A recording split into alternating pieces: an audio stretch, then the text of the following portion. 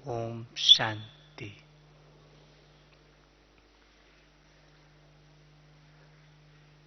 हम सभी भगवान के भाग्यवान बच्चे हैं जो भगवान के महावाक्य डायरेक्ट सुनते हैं। जिस महावाक्य के द्वारा हम आप सभी आत्माएं महान ते महान देव आत्मा बन जाती है। तो 31 दिसंबर की मुरली में बाबा ने इस नए बरस के लिए विशेष होमवर्क दिया था। आप लोगों के पास मुरली पहुंच चुकी होगी, सुना होगा। विशेष होमवर्क था कि इस बरस में ब्रह्मा बाप समान संपन्न और संपूर्ण अवश्य बनना है, बनना ही है। ये होमवर्क था। तो बाबा ने कहा कि सोचो कि ब्रह्मा बाबा कैसे संपन्न बना, क्या विशेषताएं थी। उन्हीं विशेषताओं को फॉलो करके हम आप सबको भी ब्रह्मा बाप समान संपन्न और संपूर्ण बनना है। तो ब्रह्मा बाप के हर कर्म की विशेषता थी, जिस विशेषता के कारण ही वो नंबर 1 आत्मा बना। तो आज उन विशेषताओं को हम आप सुनते हैं और उन्हीं विशेषताओं को प्रैक्टिकल जीवन में लाना ही ब्रह्मा बाप को फॉलो करना है। तो ब्रह्मा बाप के संकल्प की विशेषता क्या थी।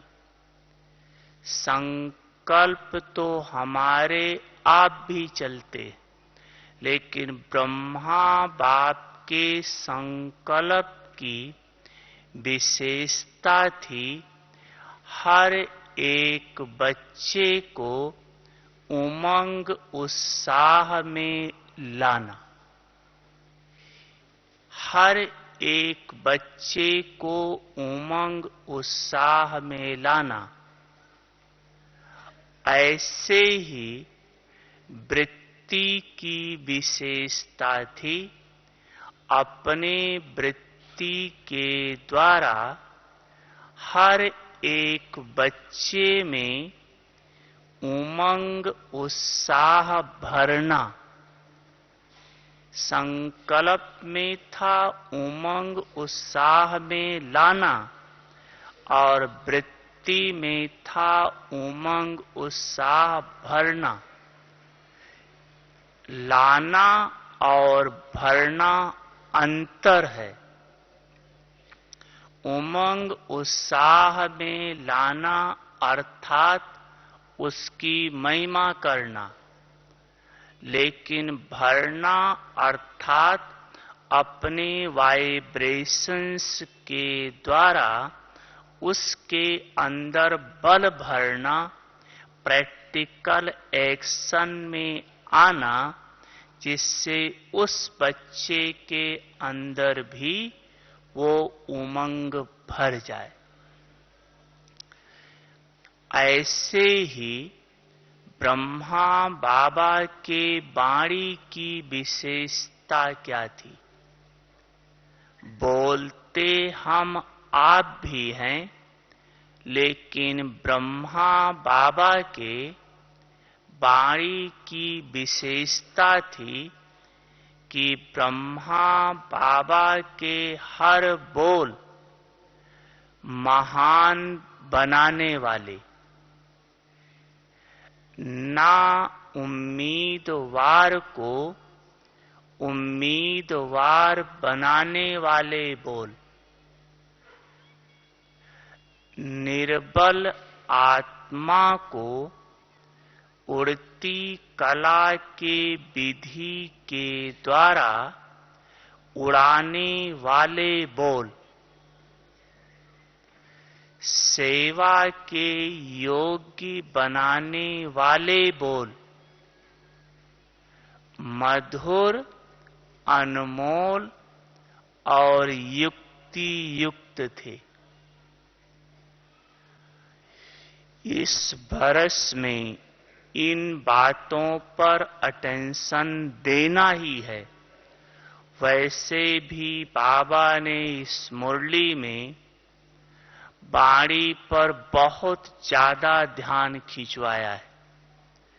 तो ब्रह्मा बाबा के इस बोल पर अटेंशन दो।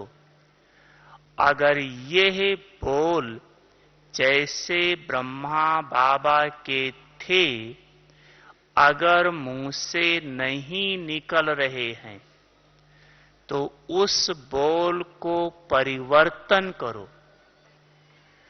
कई बार तो ब्राह्मणों के बोल ऐसे निकल जाते हैं कि जो दूसरे की अवस्था और डाउन हो जाती, ऊपर चढ़ाने के बजाय और डाउन कर देते। थोड़ा बाबा के शब्दों पे ध्यान दो। ना उम्मीद को उम्मीदवार बनाने वाले, कमजोर को महान बनाने वाले, और अपनी सबकी बोल, जब कोई कमजोर है, किसी की कमी देखते हैं, तो उसकी कमी और वर्णन करके उसको गिरा देते। अंतर पड़ता है। लेकिन बाबा के बोल का उसकी कमी है, लेकिन उस कमी को परिवर्तन करके महान बना देना, यही तो महान आत्माओं के बोल की महानता है। ऐसे ब्रह्मा बाबा के कर्म की विशेषता क्या थी? कर्म हम आप सभी करते हैं। ब्रह्मा बाबा ने भी कर्म किया, लेकिन कर्म की विशेषता थी कि ब्रह्मा बाबा ने यज्ञ के हर कर्म के महत्व को समझाने के लिए हर एक बच्चे के साथ हर कर्म में रहकर कर्म योगी बनाया। साथ रहकर कर्म योगी बनाया। सिर्फ डायरेक्शन नहीं दिया, सिर्फ साक्षी होकर नहीं रहे, लेकिन कैसे कर्म करते हुए बाबा की याद में रह सकते हैं। हर कर्म यज्ञ का कितना महान है, वो बाबा ने करके सिखाया। क्योंकि ब्रह्मा बाबा के अंदर ये सदा रहता था कि जो कर्म मैं करूंगा मुझे देख मेरे बच्चे करेंगे। अगर हम हर कर्म योगी बनकर करेंगे तो मुझे देखकर दूसरे भी हर कर्म योगी बनकर करेंगे। अगर साधारण कर्म को भी ऊंची स्थिति में स्थित रहकर करेंगे तो सब बच्चे भी साधारण से साधारण कर्म में भी अपनी स्थिति को ऊंचा रखेंगे।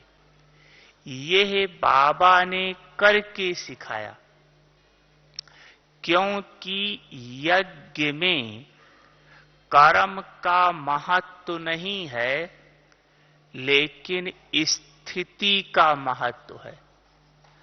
कर्म चाहे स्पीच देना है, क्लास कराना है, चाहे बर्तन मांजना है, झाड़ू लगाना है, यज्ञ का हर कर्म महान है।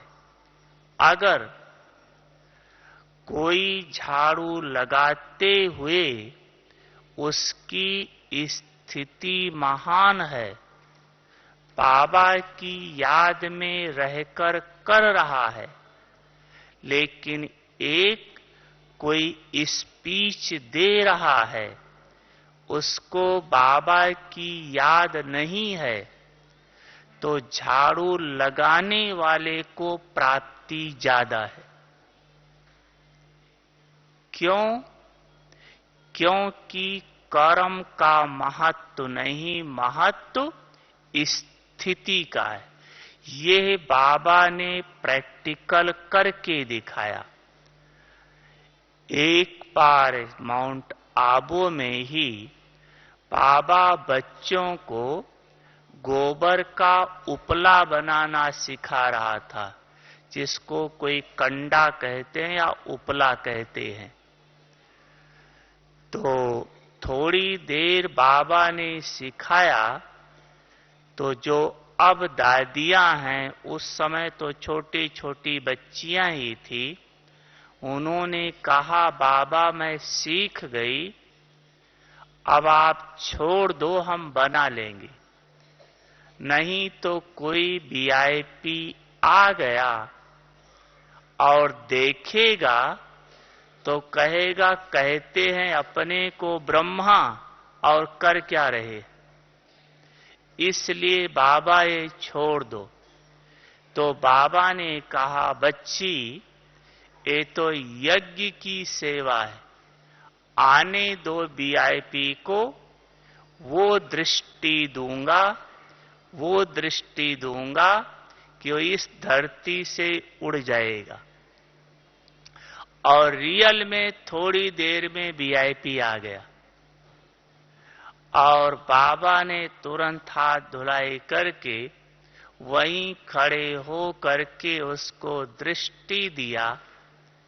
वो तो देह भान को भूल गया, किस दुनिया में सैर करने लगा।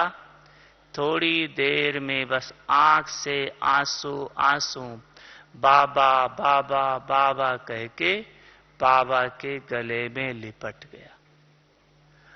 और जब बाबा उसको विदाई दिया तो उसके बाद बाबा ने कहा बच्ची, देखा मैंने कहा था आने दो वीआईपी को, वो दृष्टि दूंगा जो उड़ जाएगा।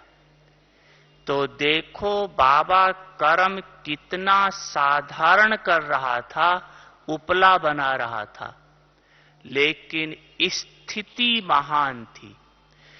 इसलिए स्थिति महान रखने के लिए कैसा भी छोटा कर्म हो, बाबा ने साथ में रहकर सिखाया।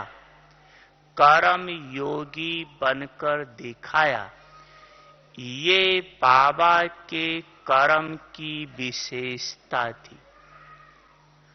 ऐसे ही बाबा के संबंध संपर्क की विशेषता क्या थी? हम सब बड़े साधारण शब्दों में कह देते हैं, क्या करें, घर का वायुमंडल ही ऐसा है, समाज ही ऐसा है, बाहर बहुत मुश्किल है। लेकिन बाबा के संबंध संपर्क की क्या विशेषता थी कि बाबा हर एक के साथ स्वयं को वैसे बना लेता था। अगर छोटा बच्चा होता था तो छोटे बच्चे के साथ बाबा छोटा बच्चा बन करके उसको अपनापन का अनुभव कराता था, बच्चे की महानता का अनुभव कराता था। अगर कोई युवा आ जाए, यूथ आ जाए, तो यूथ के साथ यूथ बन करके उस प्रकार का अनुभवी बन करके यूथ की महानता का महिमा करता था। कोई बुजुर्ग आ जाए तो बुजुर्ग अनुभवी बन करके उस बुजुर्ग की महिमा करता था, जिससे हर एक को ये अनुभव होता था कि जितना बाबा मुझे प्यार करता है, जितना बाबा मुझे स्नेह देता है, मुझे महानता की दृष्टि से देखता है, उतना बाबा किसी को नहीं प्यार करता। ये थी संबंध संपर्क की विशेषता। अपने तो संबंध संपर्क में ऐसा हो जाता, एक दूसरे से बोलते ही नहीं है, ऐसे मुंह फेर लेते। लेकिन ब्रह्मा बाबा की विशेषता थी और इस विशेषता को लाना है। हर एक की विशेषता को देखो। बच्चे को बाबा होवनहार विश्व कल्याणकारी के रूप से, ये तो महात्माओं से ऊंच हैं, पवित्र हैं, इस दृष्टि से देखता था। इससे उस बच्चे की महानता करता था।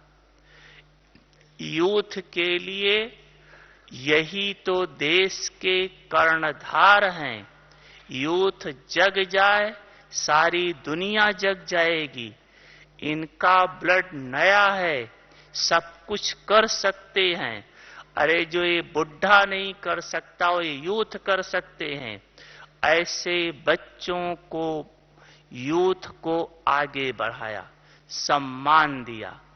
बुजुर्ग का इतना सम्मान दिया। अरे बुजुर्ग तो सबसे अनुभवी होते हैं और अनुभवी का तो बहुत बड़ा महत्व होता है। जैसे पेड़ पर पके हुए फल का बहुत महत्व होता है, ऐसे बुजुर्ग का समाज में पेड़ में पके हुए फल के समान बहुत महत्वपूर्ण है। ऐसे उनकी महिमा की, जिससे हर एक को अपनेपन का अनुभव हुआ। ऐसे देखो बाबा के देखने की विशेषता क्या थी। हर एक बच्चे की विशेषता को ही देखा। अपने से कंट्रास्ट करके देखो। अगर हर एक बच्चा हर एक की विशेषता ही देखने लगे तो कोई किसी प्रकार की मार्जिन है दूसरी? व्यर्थ की मार्जिन है? नहीं है ना। स्वतः ही मन एकाग्र हो जाएगा, भटकेगा ही नहीं। थोड़ा सा अगर साक्षी होकर अपने से देखो तो 75% से भी ज्यादा आपका मन दूसरे के बारे में ही सोचता है और देखता है, और उसमें भी 60% कमजोरी देखता है और सोचता है। ऐसे बाबा के जो देखने की विशेषता थी, हर एक में विशेषता ही देखा, गुण ही देखा। ऐसे बाबा के सोचने की विशेषता क्या थी? सोच तो हमारा सबका भी चलता है। बाबा के सोच की विशेषता थी कि बाबा जानता था कि यह बच्चा माला का लास्ट मड़का है, लास्ट दाना है। जानते हुए फिर भी उस बच्चे के लिए शुभ ही सोचा। बच्चा आगे बढ़े, आगे बढ़ जाए, आगे बढ़ जाए, सदा शुभ सोचा। हम आप सब तो कभी कभी जानते हैं ये देवी देवता बनेंगे, कल्प पहले यही बने थे, जानते हुए फिर भी वो भावना नहीं बिठा पाते। पक्का सर्टन है यही देवी देवता बनेंगे, लेकिन बाबा के अंदर वो भावना थी। ऐसे बाबा के संकल्प अर्थात मन की विशेषता, मन को मन मना भाव के विधि से सिद्धि स्वरूप बनाया, अर्थात सफलता मूर्त बनाया। अगर आप चाहते हैं कि आपका हर संकल्प सफल हो, सिद्धि स्वरूप हो, तो दो बात अपना लो। एक, हर संकल्प में बाबा की याद हो। दूसरा, शुभ भावना हो। अगर आपके संकल्प में यह दो बात है, बाबा की एक्यूरेट याद और शुभ भावना, तो वो संकल्प अवश्य सिद्ध होगा। ऐसे बाबा ने इस तन को भी भगवान को दे दिया, तन पर भी अपना अधिकार नहीं रखा। हम आप भगवान को तो नहीं दे सकते, अर्थात शिव बाबा तो इस तन में नहीं प्रवेश करेगा, लेकिन अगर हम आप सभी बच्चे बाबा के श्रीमत प्रमाण इस तन को अगर हम सेवा में लगाते हैं, तन अर्थात हर कर्म इंद्री सेवा में लगाते हैं, श्रीमत प्रमाण इसको कहा जाता है तन को भगवान के ऊपर समर्पित कर देना। ऐसे बुद्धि को, मैंपन की बुद्धि, देह भान की बुद्धि को बाप के आगे समर्पित कर दिया। धन को भी बिना भविष्य चिंता के सब बाबा को अर्पित कर दिया। क्यों? क्योंकि निश्चय था ये देना देना नहीं, लेकिन पदम गुना लेना है। इसलिए ब्रह्मा बाबा का तन, मन और बुद्धि निर्मल, शांत, शीतल और सुखदायी बन गई। इन बातों को फॉलो करना ही फॉलो फादर करना है। ये सारे दिन की दिनचर्या में है। लेकिन क्यों नहीं ब्रह्मा बाप को फॉलो कर पाते?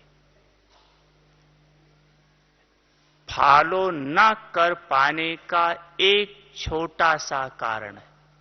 वो कारण ये है कि फॉलो कोई किसी को तब करता है या उसका कहना कोई तब मानता है जब उससे स्नेह होता है, प्यार होता है। और स्नेह या प्यार कब होता है? जब उससे प्राप्ति होती है। बिना प्राप्ति के किसी के साथ कोई स्नेह नहीं होता है। तो ब्रह्मा बाबा से प्यार क्यों नहीं जुड़ पा रहा है? इसका कारण है कि ब्रह्मा बाबा से प्राप्ति क्या है, ये अनुभव न होने के कारण या इस बात का ज्ञान न होने के कारण ब्रह्मा बाप से स्नेह जुट नहीं पा रहा है। और जब तक ब्रह्मा बाबा से स्नेह नहीं जुटेगा तब तक फॉलो करना मुश्किल है। ब्रह्मा से स्नेह इसलिए नहीं जुटा क्योंकि एक तो मुझे प्राप्ति क्या है यह ज्ञान नहीं। दूसरी बात, हम सबने जब योग सीखा तो योग में भी मैं आत्मा हूं, शिव बाबा का बच्चा हूं, आत्मा और परमात्मा तक रखा। ब्रह्मा के थ्रू नहीं दिया। तीसरी बात, हम सब मुरली में कई बार ये सुनते हैं कि ये ब्रह्मा बाबा अलौकिक पिता है, इसलिए इससे कुछ मिलता नहीं है, इसका फोटो भी नहीं रखो। तो जो ये बातें सुनी है कि इसका फोटो भी नहीं रखो, अलौकिक बाप है, ये भी शिव बाबा से ही लेता है, इससे तुमको कुछ नहीं मिलेगा, ऐसी बातें जो सुनी है, इन तीन बातों के कारण ब्रह्मा बाबा से स्नेह नहीं जुट पा रहा है। लेकिन ब्रह्मा बाबा के लिए शिव बाबा जो ये शब्द बोलता था, इसका फोटो भी नहीं रखो। यह शब्द आप लोग साकार मुरली में सुनते होंगे, अव्यक्त मुरली में ये शब्द नहीं है। अव्यक्त मुरली में तो 2 साल पहले इसी 18 जनवरी की मुरली चलाई थी, तो बाप दादा ने कहा था कि आज बाबा चारों तरफ सैर पर निकला, सबके घर पे भी चक्कर लगाया, सेंटरों पर चक्कर लगाया, तो क्या देखा बाप दादा ने कि हर एक के घर में ब्रह्मा बाबा का फोटो रखा था।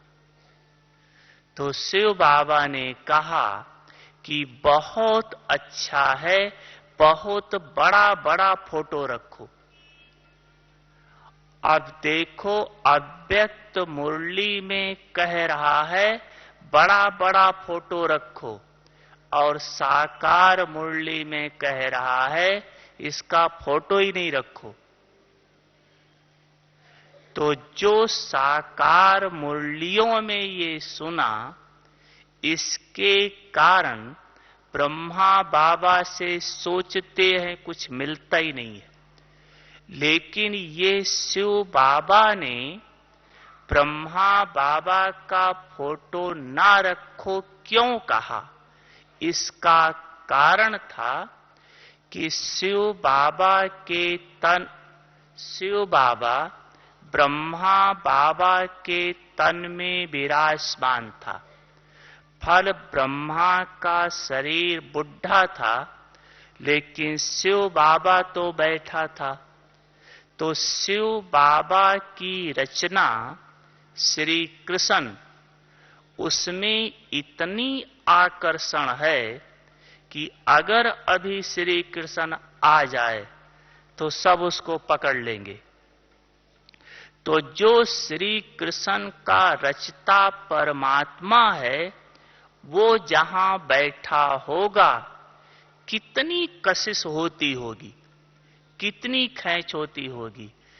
इसमें साकार बाबा के समय के कोई है कोई साकार बाबा के समय के?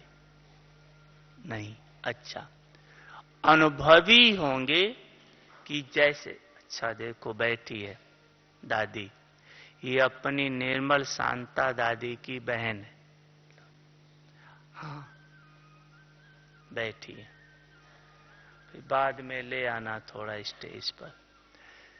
तो बाबा के सामने जैसे कोई बच्चा जाता था, चाहे छोटा बच्चा हो, बड़ा हो, बूढ़ा हो, जवान हो, कोई भी हो, जैसे बाबा के सामने पहुंचता था, और बाबा, शिव बाबा, ब्रह्मा बाबा दोनों, मीठे बच्चे, प्यारे बच्चे आओ, ऐसे 2-3 शब्द मीठे बच्चे बोला, और वो आत्मा, चाहे कोई भी हो, बहन हो, भाई हो, कोई भी हो, अपने को कंट्रोल ही नहीं कर पा रही थी। जैसे कोई चुंबक खींच लेता है, बस बाबा के गोद में समा जाती थी, क्योंकि चुंबक बैठा था। तो शरीर तो ब्रह्मा का था, शिव बाबा तो देखने में नहीं आता था। इसलिए शिव बाबा कहता था, कहीं किसी का बुद्धि योग ब्रह्मा के नाम रूप में न फंस जाए। खींचता शिव बाबा था, लेकिन आंखों से तो इसका शरीर दिखाई पड़ता था, इसलिए कहता था इसका फोटो नहीं रखो। साकार मुरली में सुना होगा, बाबा भी कहता, ब्रह्मा बाबा जब इसकी गोद में आओ तो शिव बाबा को याद करके गोद में आओ, नहीं तो पाप लगेगा। तो ब्रह्मा बाबा से बहुत प्राप्तियां हैं, उस प्राप्तियों का अनुभव न होने के कारण ब्रह्मा से स्नेह जुटता नहीं। आज आपको बताते हैं कि ब्रह्मा से प्राप्ति क्या क्या है और शिव बाबा से प्राप्ति क्या है। कंट्रास्ट में बता रहे कि ब्रह्मा से क्या मिलता है और शिव बाबा से क्या मिलता है। क्योंकि प्राप्तियों की नॉलेज स्नेह जरूर जुटाएगा। तो ब्रह्मा बाबा और शिव बाबा दोनों पिता हैं। शिव बाबा भी पिता है और ब्रह्मा बाबा भी पिता है। शिव बाबा आत्माओं का पिता और ब्रह्मा बाबा ब्राह्मणों का पिता, दोनों पिता हैं। आत्मा को शिव बाबा से 21 जन्म का वर्षा मिलता है। आत्मा को शिव बाबा से 21 जन्म का वर्षा मिलता है और ब्राह्मणों को ब्रह्मा बाप से क्या मिलता है? ब्राह्मणों को ब्रह्मा बाप से क्या मिलता है? बाप, बाप माना वर्षा।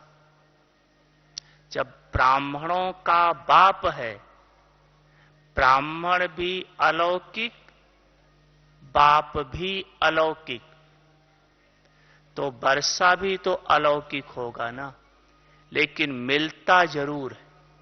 तो ब्राह्मणों को ब्रह्मा बाप से वर्षा मिलता है। ब्रह्मा बाप समान संपन्न, संपूर्ण, श्रेष्ठ, चरित्रवान और कर्मातीत बनने का वर्षा ये ब्राह्मणों को ब्रह्मा बाप से मिलता है। संपन्न, संपूर्ण, श्रेष्ठ, चरित्रवान और कर्मातीत बनने का वर्षा ब्रह्मा बाबा ने करके दिखाया। कैसे संपन्न बने, संपूर्ण बने, श्रेष्ठ बने, हर कर्म कैसे चरित्र बने, ये हमें ब्रह्मा बाप ने करके दिखाया। वही मुझे करना है। वर्षा माना जन्म सिद्ध अधिकार। तो ब्रह्मा ने जो किया वो ब्राह्मणों को करना जन्म सिद्ध अधिकार है, करना ही है। इसी को वर्षा कहा जाता है।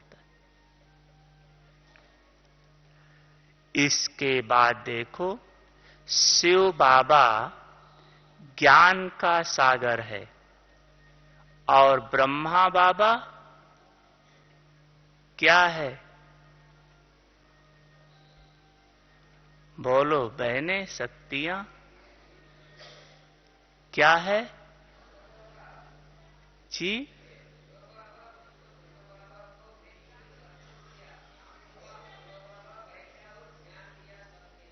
अच्छा, शिव बाबा ज्ञान का सागर है और ब्रह्मा बाबा अनुभवी है।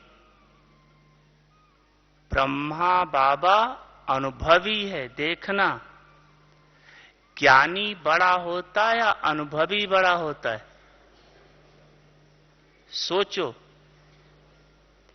देखो, शिव बाबा जिस समय धरती पर आया, आते ही पहले दिन ही ये ज्ञान दिया कि तुम तो हो ही आत्मा, ये शरीर तो तुम्हारा वस्त्र है, जब चाहे तो धारण करो, जब चाहे तब उतार दो। अब शिव बाबा को ये शब्द कहना तो बहुत सहज है। क्यों? क्योंकि कभी शरीर लेता ही नहीं है। लेकिन इस देह भान को छोड़ना कितनी मेहनत करनी पड़ती है, ये ब्रह्मा जानता है। शिव बाबा जानता है मेहनत करनी पड़ती है, लेकिन किस प्रकार की मेहनत करनी पड़ती है ये शिव बाबा को पता नहीं, क्योंकि करता ही नहीं कभी, तो अनुभवी है। इसके बाद देखो, शिव बाबा प्यार का सागर है और ब्रह्मा बाबा, शिव बाबा प्यार का सागर है और ब्रह्मा बाबा, बोलो पांडव जी,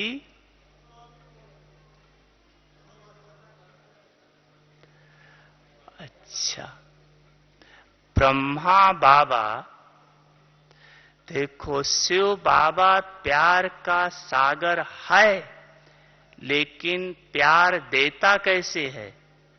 नंबरवार पुरुषार्थ अनुसार। सागर है तो क्यों नंबरवार देता है? कोई कमी पड़ जाएगी क्या? लेकिन नंबरवार इसलिए देता है कि जिस बच्चे का जैसा पुरुषार्थ वैसा उसको बाप का प्यार, यही है ना। तो शिव बाबा प्यार का सागर है और ब्रह्मा बाबा रूहानी ममता की मूरत है, रूहानी ममता की मूरत। तो जहां ममता है वहां कमी नहीं दिखाई पड़ती, जहां ममता है वहां कमी नहीं दिखाई पड़ती। इसके बाद देखो, शिव बाबा वरदाता है, वरदान देता है, भोलानाथ भंडारी है। और ब्रह्मा बाबा, ये तो बहुत सहज है, ब्रह्मा बाबा भाग्य विधाता है। भाग्य बांटने का काम किसका है? ब्रह्मा का है। गायन भी है ना कि जब ब्रह्मा ने भाग्य बांटा तो क्या सोए हुए थे क्या? तो शिव बाबा वरदाता है और ब्रह्मा बाबा भाग्य विधाता है। इस पर बहुत सुंदर है कि अमृत बेले के समय शिव बाबा क्या करता है और ब्रह्मा बाबा क्या करता है। अमृत बेले के समय ब्रह्मा बाबा जिन बच्चों का स्नेह ब्रह्मा बाबा से है, ऐसे बच्चों को बाबा स्नेह के आधार से बहुत बड़ी लंबी भाग्य की रेखा खींचता है। उस समय बच्चे स्नेह के आधार से ब्रह्मा बाबा से जितनी लंबी भाग्य की रेखा खिंचवाना चाहो खिंचवा सकते हो। उस समय हिसाब किताब नहीं है। और शिव बाबा अमृत बेले, शिव बाबा भोलेनाथ भगवान के रूप में होता है। उस समय शिव बाबा से आप अपने किए हुए पाप कर्मों को बख्शवा सकते हो, क्षमा ले सकते हो। उस समय भगवान भोलेनाथ के रूप में है, हिसाब किताब के रूप में नहीं। शिव बाबा से अपने किए हुए पाप कर्मों को बख्शवा सकते हो, भोलानाथ का रूप। और ब्रह्मा बाबा से स्नेह के आधार से जितनी लंबी भाग्य की रेखा खिंचवाना चाहो खिंचवा सकते हो। इसके बाद देखो, शिव बाबा बाप है और ब्रह्मा मां है। ब्रह्मा मां और बाप में अंतर होता है। होता या नहीं? होता है ना। ब्रह्मा मां है, शिव बाबा बाप है। मां हमेशा बच्चों का ही पक्ष लेती।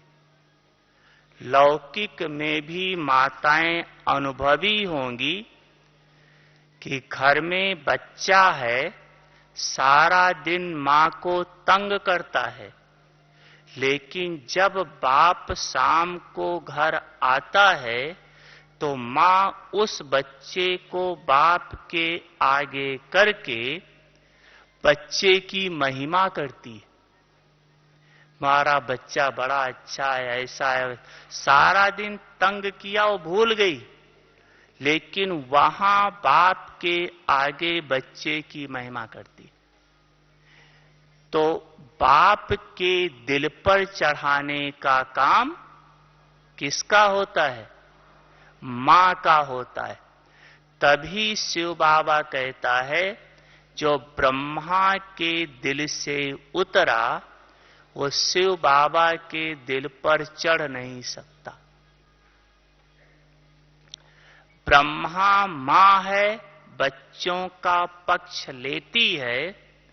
इसका मुरली में बाबा ने बहुत सुंदर बताया है कि जब शिव बाबा और ब्रह्मा बाबा की आपस में रो रिहान होती है तो ब्रह्मा बाबा शिव बाबा से कहता है कि बाबा आप मुझे चाबी दे दो, मैं अभी बच्चों को संपूर्ण बना दूं। मुझे बच्चों की तकलीफ देखी नहीं जाती है। अब देखो, बच्चे तो शिव के भी हैं और ब्रह्मा के भी हैं, लेकिन संकल्प ब्रह्मा को ही आ रहा है। क्यों? मां है और अनुभवी है। इसके बाद देखो, बाबा ने कहा था कि जैसे लौकिक में मां सुबह सुबह बच्चे को खिला पिला करके स्कूल भेजती है तो कुछ दे भी देती है। जब तक बच्चा वापस आए तब तक बच्चे को थोड़ा समर्थ बना करके भेजती है। ऐसे, ये बहुत अंडरलाइन शब्द है ये, ऐसे ही जिन बच्चों का स्नेह ब्रह्मा मां से है, ऐसे बच्चों को ब्रह्मा मां अमृत बेले वतन में इमर्ज करके इष्टा सकाश देती है, इष्टा बल भरती है, जिससे वो बच्चा समर्थ बन जाता है। माया जीत बनने की ताकत आ जाती है। तो ये ब्रह्मा मां किस बच्चे को ताकत भरती है? जिस बच्चे का ब्रह्मा मां से स्नेह है, ऐसे बच्चे को ब्रह्मा मां वतन में इमर्ज करके इष्टा शक्ति भरती। कई बच्चे कहते हैं हमारा शिव बाबा से डायरेक्ट कनेक्शन है, ब्रह्मा भी शिव से लेता, हम भी शिव बाबा से डायरेक्ट ले लेंगे। ऐसे बच्चों को शिव बाबा कहता है, अगर तुम्हारा ब्रह्मा से कनेक्शन ही नहीं तो तुम्हारा देवता बनने से भी कनेक्शन नहीं। तुम देवता बन ही नहीं सकते हो, क्योंकि ब्राह्मण सो देवता है, आत्मा सो देवता नहीं है। आत्मा तो संसार की सभी आत्माएं शिव बाबा की संतान है, सब देवता नहीं बनेंगी, लेकिन ब्राह्मण ही देवता बनेंगे। इसके बाद बाबा ने एक बहुत सुंदर एग्जाम्पल दिया था। जैसे आजकल बैंक में आपने देखा होगा लॉकर्स होता है, जानते होंगे लॉकर्स, एक तिजोरी होती है, उसमें आप अपना खजाना रखते हो। उस खजाने को बैंक वाले को भी नहीं पता है, सिर्फ आपको पता होता है। लेकिन उस लॉकर्स की विशेषता होती है कि उसकी दो चाबी होती है। एक चाबी आपके पास रहती है, एक चाबी बैंक वाले के पास रहती है। अगर आप चाहो कि अपना खजाना जब चाहे तो निकाल कर ले आओ, जब तक बैंक वाला चाबी नहीं देगा तब तक नहीं निकल सकता है। दोनों चाबी आवश्यक है। ऐसे ही शिव बाबा का खजाना सो आपका खजाना बर्थ राइट है। चाबी भी आपके पास है, वो चाबी है मेरा बाबा। लेकिन जब तक ब्रह्मा की दूसरी चाबी नहीं लगेगी तब तक शिव बाबा का खजाना सो आपका खजाना होते हुए भी आपको कुछ मिल नहीं सकता।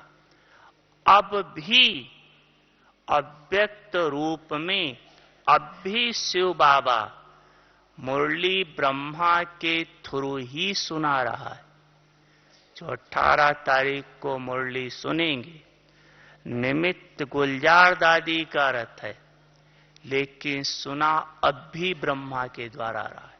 कैसे? अपने पास दो मुरली, एक साकार एक अव्यक्त। तो जब ब्रह्मा साकार था तब शिव बाबा ब्रह्मा की साकार भाषा में बोलता था।